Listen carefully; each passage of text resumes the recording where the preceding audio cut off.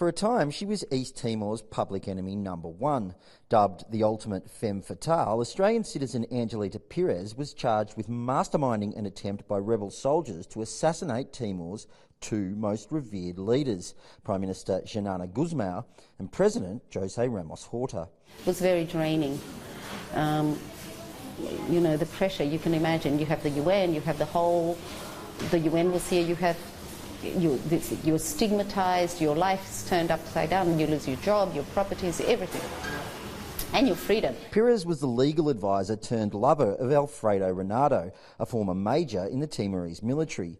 Renato deserted the military in 2006, taking 600 rebel soldiers with him before his life came to a bloody end 2 years later.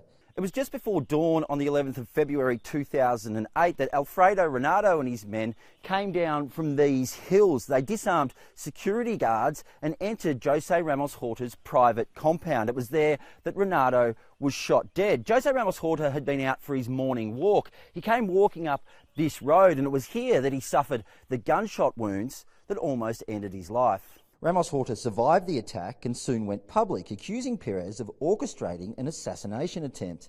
So you had absolutely nothing to do with... So ridiculous. Any plot? No. I mean, plot for what? Pires faced a 7-month trial and subsequent appeal, but was acquitted on each occasion. She says Renato had been invited to a meeting with Ramos Horta, a claim supported by evidence presented at her trial. The president at the time was Jose Ramos Horta, and the Prime Minister was Xanana Gusmao. They had picked a team to liaise with Alfredo.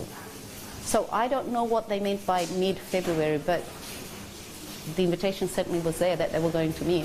More than a decade on, Pires says she and Ramos Horta have resolved their differences. I think he was ill-informed first, and I think he was totally traumatised. Has he apologised?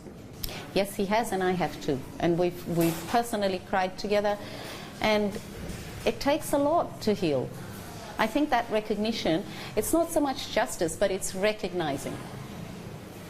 You know, making that acknowledgement. But evidence presented at Pires' trial raised many more questions than it provided answers. Was this an assassination plot, an attempted coup, or just a meeting that went horribly wrong? Timor's not ready for a lot of things yet, you know. I don't know if it'll ever be ready. Do people really want to know the truth? I don't think so. Matt Cunningham, Sky News, Dili.